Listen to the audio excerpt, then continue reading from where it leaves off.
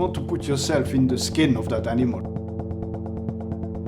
But sometimes you have to scale yourself down or scale your imagination to say, how is that blade of grass, or how is it like to be?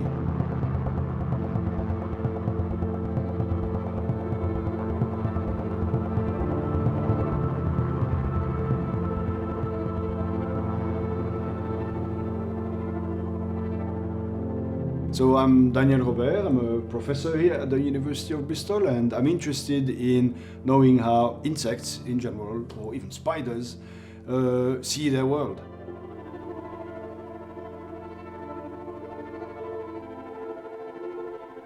It was observed that pollen jumps from the flower to the bee, and the trajectory of that pollen was actually following lines that look like electrostatic lines. What we first realized is that the bee is positively charged. The flowers tend to be negatively charged. When the two come together, there will be a tiny attraction force. What it means is that whether there is a bee visiting or not, that flower will have a different electric potential. And if several bees come to visit, that potential will vary and vary and vary, will change completely. When we realized that there is a field, an electric field between a flower and a bee, the key question was to say, what does the bee know about it? Can it sense that electric field? This sense is so alien to us because we can hardly feel any electric field. The closest we can is brushing our arm or fingers in front of an old television set, or rubbing a balloon on our head. So this is very similar, but in much smaller magnitude. When a bee approaches a flower that has been visited before, the hairs that these bees have will actually bristle up or move in the presence of an electric field.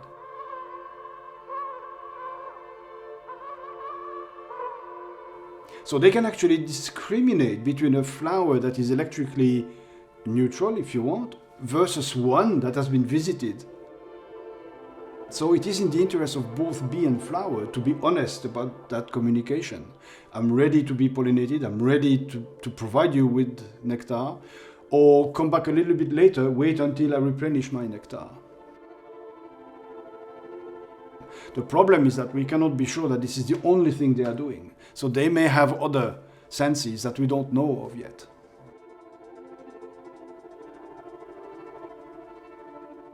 I've always been fascinated. I always had pets, dogs, for instance, and I always wondered, what do they make of their world? We know they smell a lot. For them, the world is very olfactory. We know they have a relatively good sense of vision, but I'm always fascinated by that. And when I started to work on insects, or ticks even at the beginning, that became a bit of an alien world.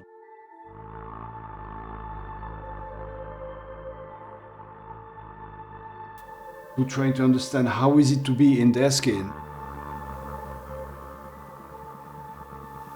Try to put yourself in that skin.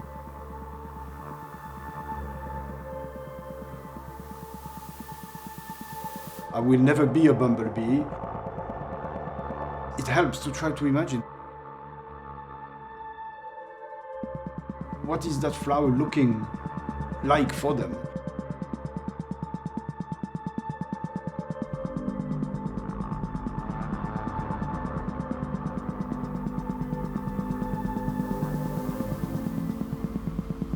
Being interested on how animals sense their world, but also how plants now also sense their world, because they are no less sensitive organisms. It has expanded my view on that, and the fact that actually there are senses, there are channels of information that we don't have access, is actually one more opening. It's like reading a good philosophy book. Suddenly you realize that there are other things you can think about. It doesn't necessarily make them real automatically, but it expands your mind, and it expands your mind in terms of, to come back to the question of imagination, it actually allows you to think in different ways. It may turn out real or true, or it may not. That doesn't matter at the end even. Yeah.